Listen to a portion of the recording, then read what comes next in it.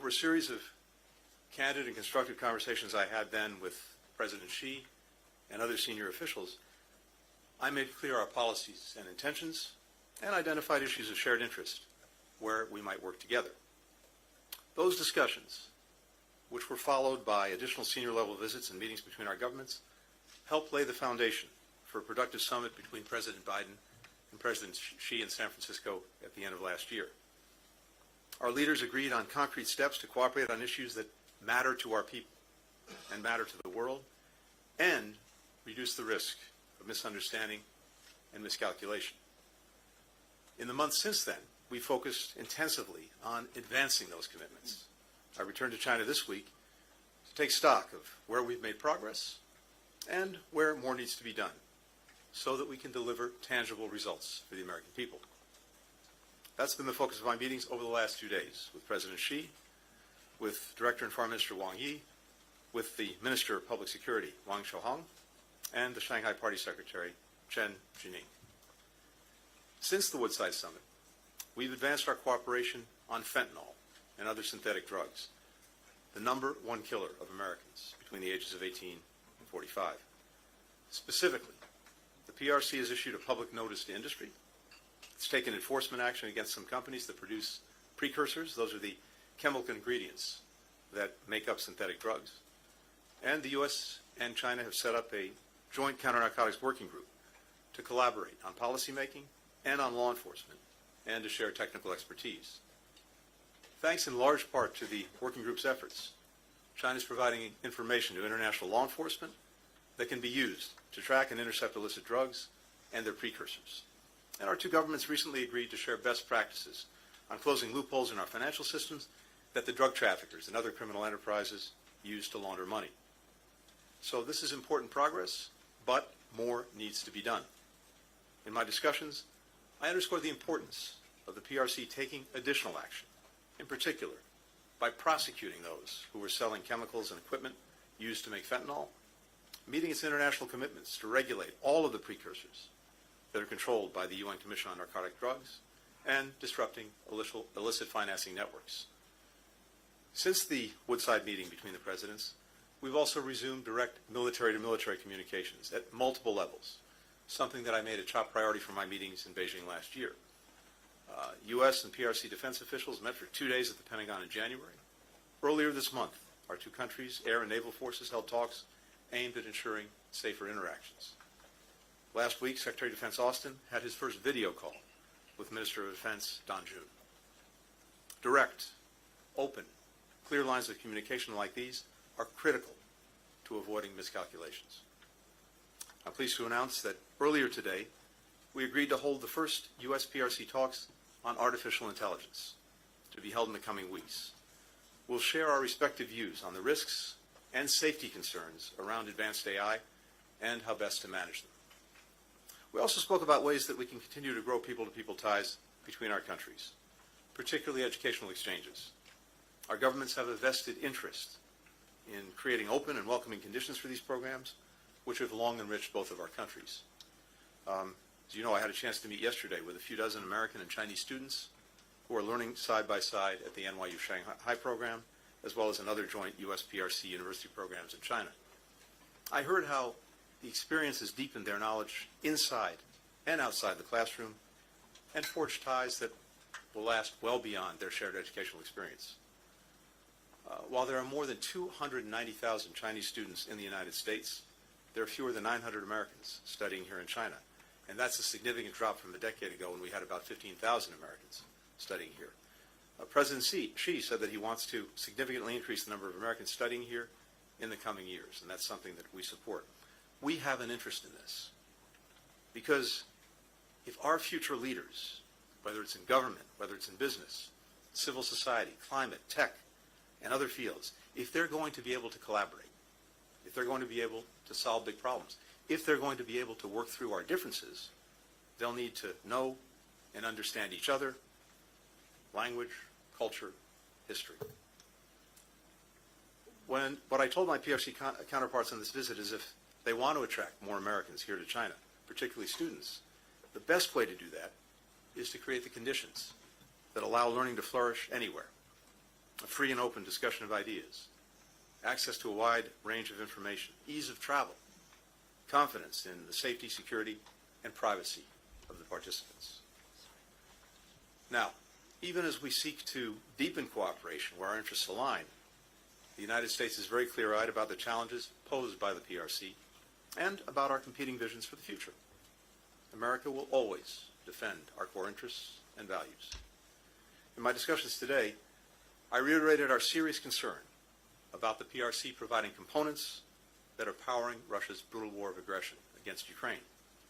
China is the top supplier of machine tools, microelectronics, nitrocellulose, which is critical to making munitions and rocket propellants, and other dual-use items that Moscow is using to ramp up its defense industrial base. A defense industrial base that is churning out rockets, drones, tanks, and other weapons that President Putin is using to invade a sovereign country, to demolish its power grid and other civilian infrastructure, to kill innocent children, women, and men. Russia would struggle to sustain its assault on Ukraine without China's support.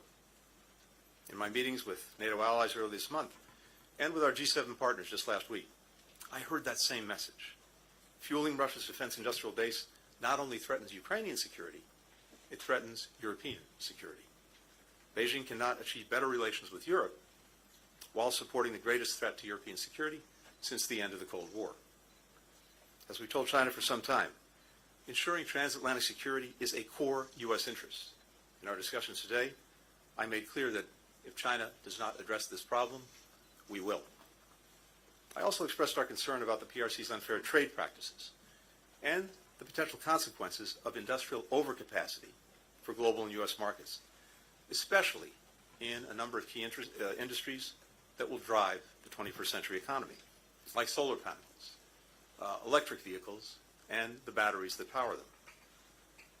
China alone is producing more than 100% of global demand for these products, flooding markets, undermining competition, putting at risk livelihoods and businesses around the world. Now, this is a movie that we've seen before, and we know how it ends, with American businesses shuttered and American jobs lost. President Biden will not let this happen on his watch. We'll do what's necessary to ensure that American workers can compete on a level playing field. America's actions are not aimed at holding back China's development, nor are we decoupling our economies. As Secretary Yellen said during her recent visit, that would be disastrous for the global economy, including for the United States. We want China's economy to grow. So do the American businesses and investors here, several of whom I had an opportunity to speak to in Shanghai. But the way China grows matters. As I told my counterparts, that means fostering a healthy economic relationship where American workers and firms are treated equally and fairly. In today's meetings, I discussed the PRC's dangerous actions in the South China Sea, including against routine Philippine maintenance operations and maritime operations near the Second Thomas Shoal. Freedom of navigation and commerce in these waterways is not only critical to the Philippines, but to the U.S. and to every other nation in the Indo-Pacific, and indeed around the world. That's why so many nations have expressed concern about the PRC's maritime maneuvers. I made clear that while the U.S. will continue to work to de-escalate tensions, our defense commitments to the Philippines remain ironclad. I reaffirmed the U.S.'s One China policy and stressed the critical importance of maintaining peace and stability across the Taiwan Strait. I raised the cases of American citizens who are wrongfully detained and those who are subject to exit bans. President Biden and I will not rest until they're back with their families where they belong. I also raised concerns about the erosion of Hong Kong's autonomy and democratic institutions, as well as transnational repression, ongoing human rights abuses in Xinjiang and Tibet, and a number of individual human rights cases. We spoke about press freedom and access. I appreciate that the PRC granted short-term visas to a number of the foreign journalists who are here so that they could cover this visit. In my meetings, I encouraged my PRC counterparts to fulfill the commitment that they made in 2021 to provide equal access to our two countries' media organizations. The United States will continue to insist on reciprocity on this issue, just as we do for our businesses, cross-cultural exchanges, and many other areas. We also discussed a range of regional and global crises where China can play a constructive role. I encourage China to use its influence to discourage Iran and its proxies from expanding the conflict in the Middle East, and to press Pyongyang to end its dangerous behavior and engage in dialogue. Going forward, we'll continue our high-level discussions on these and other issues. All of the policies that the United States has pursued over the past 3 years, at home and around the world, are driven by a singular objective: delivering for the American people, meeting the challenges that they face, creating the opportunities that they seek, building a future where they and their children and their children's children are secure, free, prosperous, and healthy. That's what has motivated the historic investments that we've made in our competitiveness back home and in reinvigorating our alliances and our partnerships around the world. And that same core objective animated my meetings in China over the past few days and will continue to guide us as we manage a relationship that is so consequential for our two nations and for the entire world. With that, happy to take some questions. The first question goes to Ian Marlowe with Bloomberg. Thank you, Secretary. Good evening. One, you said that the U.S. was taking endless measures to suppress China's economy and warned that growing negative factors could derail the effort by Presidents Biden and Xi to stabilize U.S.-China ties. Do you think the Biden administration's pledge to increase tariff, the threat of new sanctions, and actions like the probe into Chinese shipbuilding could push the U.S. and China back into a period of dangerous volatility? Separately, did you make any headway in terms of actually getting China to agree to reduce economic support for Russia's defense industry? And if not, is the U.S. ready to move forward with sanctions? And separately, given North Korea is also sending massive shipments of munitions to Russia, did you bring that up with your Chinese counterpart? And did you get any Chinese cooperation there?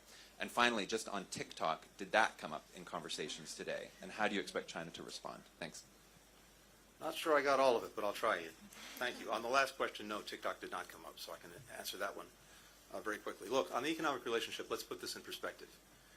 The United States remains the largest market for Chinese products of any country around the world. And our own trade relationship remains very significant. In fact, China is our third largest trading partner after our near neighbors, Canada and Mexico. And as I heard from American businesses, American investors in Shanghai, there remains a very strong interest in working in this market, provided that we have a level playing field and a fair shot. When we do very well. But when we're looking at the question of tariffs, 301 measures, et cetera, what we're focused on is practices engaged in by China that are unfair and undermine our businesses and our workers. And this question of overcapacity is the one that is front and center. China is responsible for 1/3 of global production, but 1/10 of global demand. So there's a clear mismatch. And when you have products that are produced here and produced in a way that's heavily subsidized, heavily supported in other ways, and that allows those products then to be sold at low prices and sometimes below market prices in other countries, pushing businesses from those countries out of business and having potentially devastating effects on communities, on workers, on businesses, that's something that we have to, will, and are standing against. But the other important thing is it's not just us. This is a concern that I've heard around the world, and notably from European partners, and this came up in conversations just a week ago when we had a meeting of the G7. So this is not about containing China. It's not about cutting off trade or investment. Again, as you heard Secretary Yellen say, this is important to us and to many other countries around the world. But we want to ensure that it proceeds fairly and in a way that doesn't have these unfair effects on our industries, on our workers, and on our companies. And again, that's something that's shared across the world. When it comes to China's support for Russia's defense industrial base, all I can tell you is I was extremely clear about our concerns in some detail, but we'll have to see what actions follow from that. Now, I think China has demonstrated in the past when it comes to Russia and Ukraine that it can take positive action. You'll recall that well over a year ago, we had concerns that Russia was considering the possible use of a nuclear weapon. And I believe that China's voice was important in, at least at that time, moving Russia away from that possible course of action. But now it is absolutely critical that the support that it's providing, not in terms of weapons, but components for the defense industrial base. Again, things like machine tools, microelectronics, where it is overwhelmingly the #1 supplier to Russia.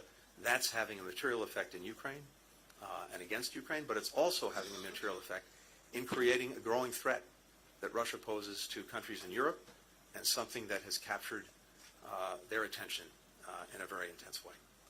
And as I said, TikTok did not come up. Thanks. For the next question, Wong Lu with the paper. Thank you, Secretary. I'm Wang Lu from the paper. We observed intensive interaction between China and the U.S. at various levels since the USA summit last November, as well as intensive interactions with Chinese officials and people during your visit. With the U.S. election agenda gradually dominating American politics, there is the need for various parties to demonstrate their strong stance on China to secure votes, leading to negative sentiments and action regarding China. So in this context, how can we safeguard and effectively implement the achievements made by both sides during this period? Also, minimizing the influence of campaign-style rhetoric and fostering more goodwill to stabilize Sino-U.S. relations. Thank you. Thank you. In my job, I don't do politics. I focus on policies, and that's what I've been doing here. At President Biden's instruction, trying to carry forward the agenda and the agreements that were reached between President Biden and President Xi in California at the end of last year. And that's where my focus is, and that's where it will remain in the months ahead.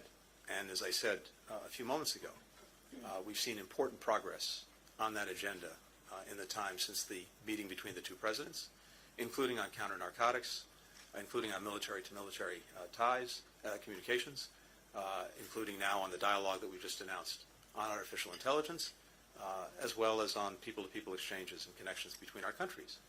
Also, vitally important, coming out of the California meetings, as President Biden made clear, that we continue to communicate clearly about our differences, at the very least to minimize the chance of miscalculation, misunderstandings. And that's also exactly what I did on this visit and will continue to do.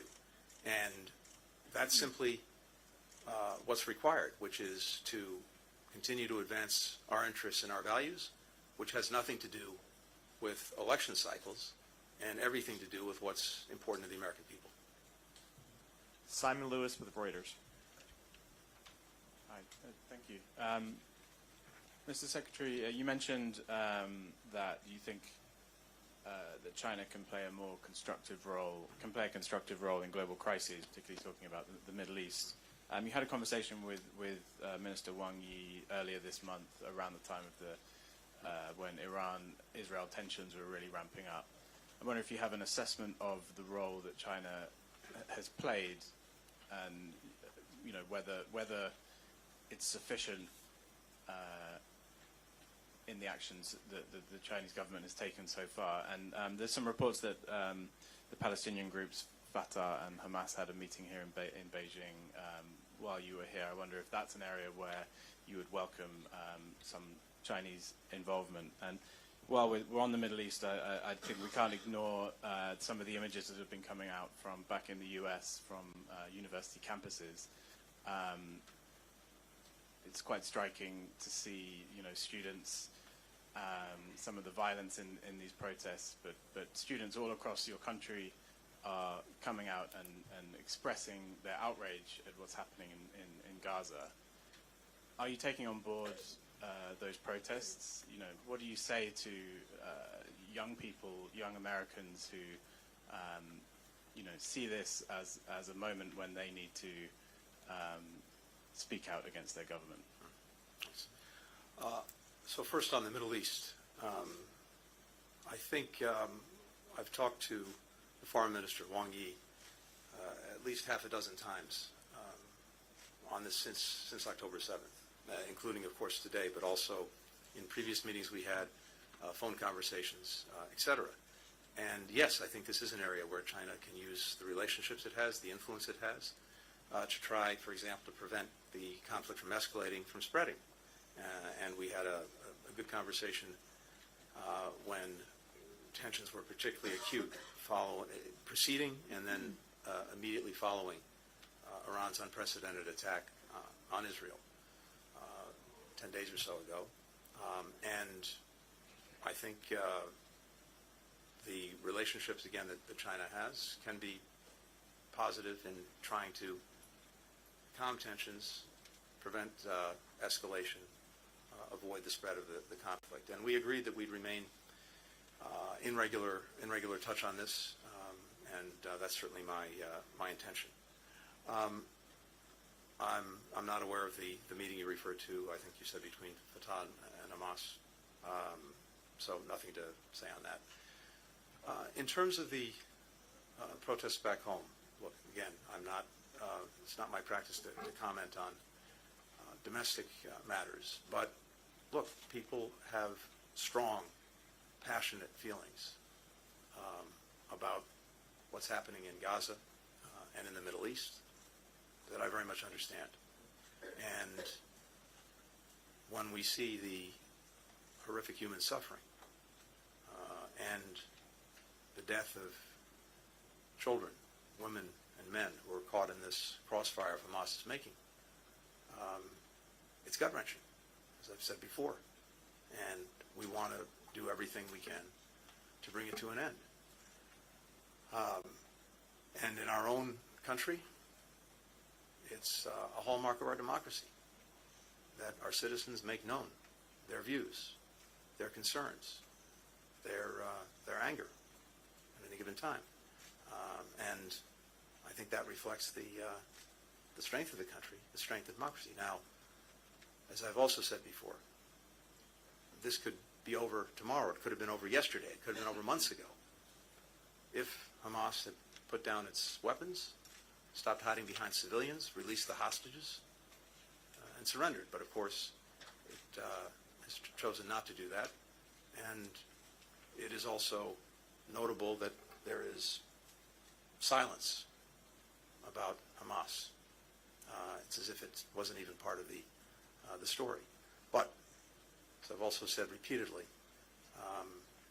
the way Israel goes about ensuring that October 7th never happens again matters profoundly, and we're working every day to try to minimize the damage that's done to innocent people and to make sure that they have the assistance and support that they need. And for the final question, Johannes Neudecker with DPA.